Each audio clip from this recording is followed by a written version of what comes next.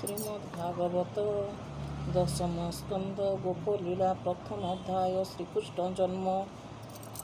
କହନ୍ତି ଶୁକ ମୁନି ହସି ହରିଚରିତ ପରଶଂସୀ ପରୀକ୍ଷ ତାକୁ ଯେ ଚାହିଁଲେ ଆନନ୍ଦ ଲୋଚନେ ବୁଝିଲେ ସମାଧି କରି ଯୋଗ ଧ୍ୟାନ କୃଷ୍ଣ ପ୍ରସନ୍ନେ ଲେଶ ଯୋଗଧ୍ୟାୟୀ କୃଷ୍ଣ ପ୍ରସନ୍ନେ ଲେଶ ପାଇ ପୁଣି କ୍ଷଣ କିଏ ଚକ୍ଷୁ ଫେଇ ହସି କହନ୍ତି ରାଜା ଚାହିଁ ଶୁଣ ହୋ ଗୋବିନ୍ଦର ଜନ୍ମ ଯେଣେ ଛାଡ଼ିବ ମତିଭ୍ରମ ସୂର୍ଯ୍ୟର ତହୁଁ ଷଡ଼ ଋତୁ ପ୍ରକାଶ ହୋଇ ଜନ୍ମ ହେତୁ ଋତୁଙ୍କ ମଧ୍ୟ ଶ୍ରେଷ୍ଠ ବଳ ସମ୍ପୂର୍ଣ୍ଣ ବରସାର କାଳ ଭାଦ୍ରବ ମାସ କୃଷ୍ଣ ପକ୍ଷ ସକଳ ଗ୍ରହେ ଛନ୍ତି ଉଚ୍ଚ ଅଷ୍ଟମୀ ନିଶି ଅର୍ଦ୍ଧଭାଗେ ରୋହିଣୀ ବୃଷଭ ସଂଯୋଗେ ବୃଷ ରାଶିର ନିଶାକର ନକ୍ଷତ୍ର ଗ୍ରହେ ବଳିଆର ଗଭୀର ନାଦ ମେଷ ଘୋଷ ପ୍ରଫୁଲ୍ଲ ସାଧୁଙ୍କ ମାନସ ଏହି ସମୟରେ ସୁରରାଏ ଆକାଶ ଉତ୍ସବ କରାଏ ଦୁନ୍ଦୁଭି ବାଦ୍ୟନାଦ ତରା ରଙ୍ଗେ ନାଚନ୍ତି ଅପସରା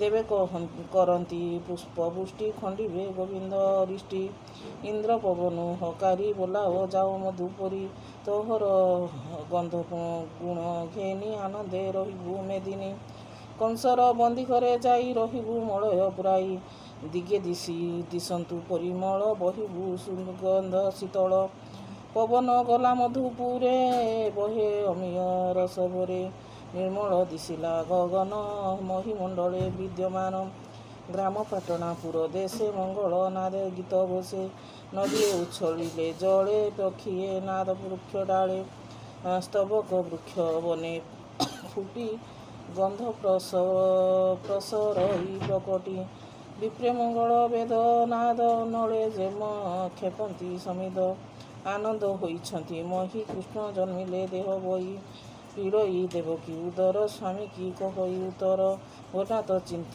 ନାରାୟଣ କେକକୁ ଗର୍ଭର କଷଣ ଶୁଣି ବସୁଦେବ ଉଠିଲା ଦେବକୀ କଙ୍କାଳ ଧୋଇଦେଲା ଆବର ଗୋବିନ୍ଦ ମୁରାରୀ ଭୟେ ଚିନ୍ତଇ ନରହରି ଆକାଶ ଉଦେ ନିଶାକର ଗୋବିନ୍ଦ ଉଦରୁ ବାହାର ନୀଳ ଜିମୁତ ଦେହ କାନ୍ତି ବଳୟ ମଣି ଝଟକନ୍ତି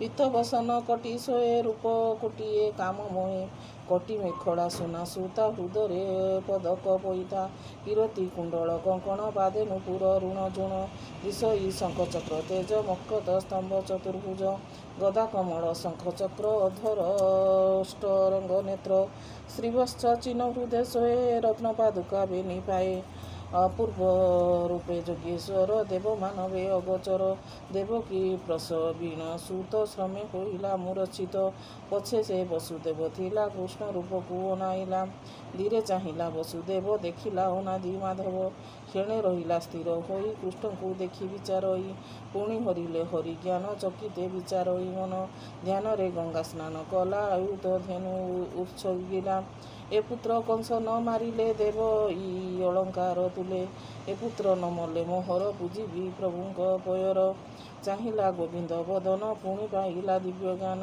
ଭୟ କମ୍ପଇ ତା ଶରୀର ଏତ ଅନାଦି ଚକ୍ରଧର ମୁଛାର ମନୁଷ୍ୟ ଧମ କିମ୍ବା ଏ ହୋଇଲା ଜନମ କି ବୁଦ୍ଧି କରିବଇ ମୋହି କଂସରୁ ଡର ଯେ ହୁଅଇ କୃଷ୍ଣ ଚରଣେ ଦେଇ ଶିର ଅସଧିରେ ବୋଲଇ ଉତ୍ତର ତେଜ ଉଜ୍ଜଳ ବନ୍ଦୀ ଘର ତିଳେ ହେ ନଦୀ ସେ ଅନ୍ଧାର କର ଅଞ୍ଜଳି ଶିରେ ଦେଇ ସ୍ତୁତି କରଇ କୃଷ୍ଣ ଚାହିଁ କହଇ ବସୁଦେବ ଶୋକେ ତୁ କିମ୍ବା ଜାତ ନର ଲୋକେ ତୋହର ଆଦି ଅନ୍ତ ନାହିଁ ପ୍ରକୃତି ତୋତେ ନ ଜାଣଇ କେବଳ ସୂକ୍ଷ୍ମ ରୂପ ଶୂନ୍ୟ ମୁନିଙ୍କ ଚିତେ ଜ୍ଞାନ ଗମ୍ୟ ମୋହ ତୋହର ମାୟାରେ ଜଗତ ତୁଜେ ହୋଇଲୁ ଦେହବନ୍ତ ମହତ ଆଦି ପଞ୍ଚଭୂତ ସୃଷ୍ଟି କରନ୍ତି ଆତ ଜାତ ହରନ୍ତି ଅନ୍ତକାଳେ ଜୀବ ନାହିଁ ତାହାର ତାହାଙ୍କର ସମ୍ଭବ ବୁଦ୍ଧି ଲକ୍ଷଣ ଗୁଣ ଘେନି ତୋତେ ଚିନ୍ତନ୍ତି ଆତ୍ମଜ୍ଞାନୀ କାହିଁ ଦେଖିବେ ଦେହବନ୍ତ ବାହାରେ ଭିତରେ ଅନନ୍ତ ଜଗତ ତୋହଠାରୁ ଜାତ ପାଳିଣ ପୁଣି କରୁ ଅନ୍ତ ଜଗତ ଉପୁଜିଲା ଓ କାଳେ ଅରୁଣ ହେଉ ଯୋଗ ବେଳେ ପାଳିବା କାଳେ ଶୁଷ୍କ ବନ ସଂସାରେ ବୋଲାଉ ତୁ ଧର୍ମ ସଂସାର ସାର କୃଷ୍ଣ ରୂପ ତୋର ବିହାର ମୋହକଳ୍ପ ତୁ ଏବେ ମୋର ଘରେ ଜାତ ଅଂଶ ହୋଇଲୁ ଦେହବନ୍ତ ଜାଣିଲି ଜାଣିଲି ଯେତେକ ଅସୁର ନାଶ କରିବୁ ମହି ସ୍ଥିର। ତୋହର ଜନ୍ମ ମୋହ ଘରେ ଶୁଣିନ କଂସ କୋପରେ। ଛପୁତ୍ର ମାଇଲା ମୋହର ତୁ କି ନ ଜାଣୁ ଚକ୍ରଧର। ପ୍ରହରୀ ମାନେ ଜଗିଛନ୍ତି ଶୁଣିବେ ବୋଲି କଲେ ବାନ୍ଧି।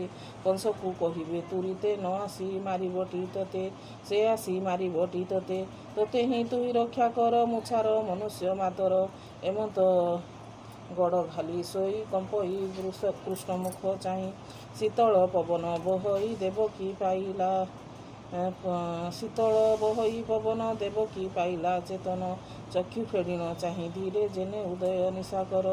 ଚାହିଁଲା ପୁତ୍ରର ବଦନ ଚକିତ ହୁଏ ଛନ ଛନ। ଅପୂର୍ବ କାହୁଁ ଅଇଲା ଜଗତେ କାହିଁ ନ ଦେଖିଲା। ଏତ ପୁରୁଷଙ୍କ ଉତ୍ତମ କିଏ ବା ପ୍ରଭୁ ଭଗବାନ। ଆନନ୍ଦ ମୂଳ ଜ୍ଞାନମୟ ଦେଖି ପାଇଲା ଦେବୀ ଭୟ। ବିକଳେ ବେନିକର ଯୋଡ଼ି ହା କୃଷ୍ଣ ବୋଲି ପାଦେ ପଡ଼ି। ଚଞ୍ଚଳ ମନ କରି ସ୍ଥିର ଦେବକୀ କହଇ ଉତ୍ତର। ଭୋନାଥ ନିସ୍ତରିଲି ମୁଇଁ ତୋହର ଆଦି ଅନ୍ତ ନାହିଁ। ମନ ବଚନେ ହେ ନ ପାଇ ପ୍ରସନ୍ନ ହୁଅ ନାଥ ତୁଇ। ଜ୍ୟୋତି ସ୍ୱରୂପ ନିରଞ୍ଜନ ପୁଣ୍ୟ ନିର୍ମଳ ଦିବ୍ୟ ଜ୍ଞାନ। ଦେବ ଗୋଚର ନୁହେଁ ଯେହୁ ଆଧ୍ୟାତ୍ମ ଦିବ୍ୟ ବା ମହାବାହୁ।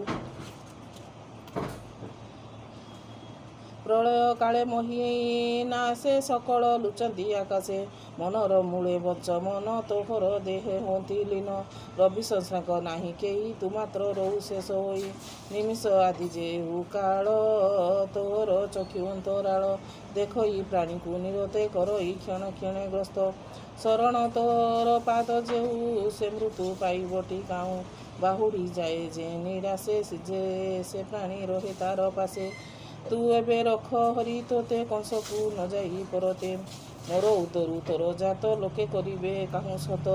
ତୋକୁ ରୂପ ନ ଜାଣନ୍ତି କେହି କଂସକୁ ମୋର ଡର ହୋଇ। ଶୁଣି କହନ୍ତି ନାରାୟଣ ଭୂମାତା ଶୁଣ ମୋ ବଚନ। ଯେ ବ୍ରହ୍ମା ସୃଷ୍ଟି ବି ଆଇଲା ତୁମ୍ଭ ଦୁହିଁଙ୍କୁ ଜାତ କଲା। ତାର ଆଦେଶ ଘେନି ଶିର ମିଳିଲେ ଗହନ ବନରେ। ଅନେକ ଦୁଃଖେ ତପ କରି ଜଳ ପବନ ପତ୍ର ଚିରି। ଗ୍ରୀଷ୍ମ ବରଷା ଶୀତ ହୋମ ଶ୍ୱାସ ନିରୋଧ ମହାଶ୍ରମ। ସତେ ବରଷ ଦେବ ମତେ ତପ ସାଧିଲ ଦୃଢ଼ ଚିତେ। ନିରତେ କଲ ମତେ ଧ୍ୟାନ ମୁଁ ପୁଣି ହୋଇଲି ପ୍ରସନ୍ନ। ଆନନ୍ଦେ ଯାଚିଲି ମୁଁ ବର ଜାଣଇ ତୁମ୍ଭର ବିଚାର। ମୋର ଭକତ ହୃଦେ ନେଇ ଭାଳି ବୋଲଇ ତୁମ୍ଭେ ଦୁଇ। କହିଲି ଶୁଣ ଚକ୍ରଧର ଆମ୍ବର ହୋଇବ ଭୂକୁମର। ମୋହର ନାମ ଭାବଗ୍ରାହୀ ଜନ୍ମିଲେ ନିଜ ଦେହ ବହି। ପୁତ୍ର ଲାଳସେ ପାଳି ମତେ ପଶିବ ମୋର ଦେହ ଅନ୍ତେ। ଦେବଙ୍କ ବଚନ ମୁଁ ଜାତ ଅସୁର କରିବି ନିର୍ବାତ। ଏବେ କଥନେ ନାହିଁ ବଳ ମତେ ଘେନିଣ ବେଗେ ଚଳ। ନନ୍ଦର ଘରେ ମତେ ଥୋଇ କନ୍ୟାକୁ ଆଣ ପାଲଟାଇ। ଏମନ୍ତ କହି ନର ହରି ନର ବାଳୁତ ରୂପ ଧରି। ଗୋବିନ୍ଦ ଆଜ୍ଞା ଘେନି ଶିରେ କୋଳେ ଧରିଲା ଚକ୍ରଧରେ। ଶ୍ରୀକୃଷ୍ଣଙ୍କୁ ଘେନି ବସୁଦେବର ନନ୍ଦ ଘରକୁ ଯାତ୍ରା। ଫିଟିଲା ପାଦର ଶିଙ୍କୁଳି ବାଟ କଢ଼ାଇଲା ବିଜୁଳି। କୋଳରେ ଦେଖି ନାରାୟଣ କବାଟ ଫିଟିଲା ତତ୍କ୍ଷଣ। ନିଦ୍ରାରେ ମୋହିତ ସକଳ ବୃଷ୍ଟି କରନ୍ତି ମେଘମାଳ। ଚିନ୍ତିବା ଦେଖି ଜଗନ୍ନାଥ ଫଣାରେ ଢାଙ୍କିଲା ଅନନ୍ତ। ଘେନିଣ ଯାନ୍ତେ ଭଗବାନ ଆଗେ ଓଗାଳେ ଉଗ୍ରସେନ। ବୋଲଇ କାହିଁରେ ଚୋର ନିଶାରେ ହୋଇଛୁ ବାହାର। କଂସ ପ୍ରତାପ କି ନ ଜାଣୁ ଚିତ୍ତେ କେମନ୍ତ ପରିମାଣୁ। ଜୀବନ ଆଜି ହରାଇବୁ କୂଳ ସହିତେ ନାଶ ଯିବୁ। ଶୁଣି କମ୍ପଇ ବସୁଦେବ ବିପତ୍ତି ଦେଲୁହା ଦଇବ। ଆକୃଷ୍ଟ ବୋଲି ହୋନ ବିକଳେ ଚକ୍ଷୁରୁ ବହେ ଅଶ୍ରୁ ଜଳ। ବୋଇଲେ ଉଗ୍ରସେନ ଚାହିଁ ପୁତ୍ରକୁ ନେଉଅଛି ମୁହିଁ। ମୋହର ବୋଲଇ ଉଗ୍ରସେନ ବୀର କାଲି ମାରିବି କଂସାସୁର। ଯେତେ ବାଳକ ତୋର ଜାତ ସବୁକୁ କରିବ ସେ ହତ। ଶୁଣି ଆରତ ବସୁଦେବ ବିକଳେ ଚିନ୍ତନ୍ତି ମାଧବ। ପିତାର ଦେଖିଣ ବିକଳ କହନ୍ତି ପ୍ରଭୁ ଆଦିମୂଳ। ଏକଥା ପ୍ରକଟ ନଗର ଆମ୍ଭେ ହେ ଯିବୁ ଗୋପପୁର। ତୁ କି ନ ଜାଣୁ ଉଗ୍ରସେନ ଆମ୍ଭେ ଯେ ପ୍ରଭୁ ଭଗବାନ। ଭାରା ଯେ ନ ସହିଲା ମୋହି ତାହା ଯେ ନିବାରିବି ମୁହିଁ ପୁଣି କହଇ ଉଗ୍ରସେନ ଦେଖାଓ ଶଙ୍ଖ ଚକ୍ର ଚିହ୍ନ ନୃତ୍ୟର ତ ସେ ଭାବଗ୍ରାହୀ ଶଙ୍ଖ ଚକ୍ର ଚିହ୍ନ ଦେଖାଇ ସ୍ତୁତି କରିଣ ଉଗ୍ରସେନ ଚରଣେ କଲା ପରମାଣ ଶ୍ରୀମୁଖେ ତାଙ୍କୁ ଆଜ୍ଞା ଦେଲେ ନୃପତି ହୋଇ ବଇଲେ ଉଗ୍ରସେନକୁ ପୁଷ୍ପମାଳି ହରସେ କୃଷ୍ଣ ଦେଲେ ତୁଳି ତମୁ ଚଳିଲା ବସୁଦେବ ପଥେ ନ ରହି ଏକଲବ ନଦୀର ତୀରେ ଯାଇ ମେଳି ଦେଖିଲା ଯମୁନା ଉଛଳି ଯମର ଭଗିନୀ ଯୁକତେ ଗଭୀର କେ କହିବ ଅନ୍ତ ଯମର ଭଗିନୀ ଯୁକତ ଗଭୀର କେ କହିବ ଅନ୍ତ ବହଇ ଅତି ଘର ତର ଫେନରେ ଦିଶେ ଭୟଙ୍କର ନଦୀରେ ପଶିଲା ବହନ କାତର ଅତି ଭୀତ ମନ ନାସାରେ ପସନ୍ତଣ ପାଣି ଶିରେ ବସାଇ ଚକ୍ର ପାଣି ବୁଢ଼ିଣ ଯାଇ ବସୁଦେବ ହୃଦେ ଚିହ୍ନିଲେ ପଦ୍ମନାଭ ହରିଙ୍କି ଦେଖି ଭୟ କଲା ବାଲି ବନ୍ଧରେ ବାଟ ଦେଲା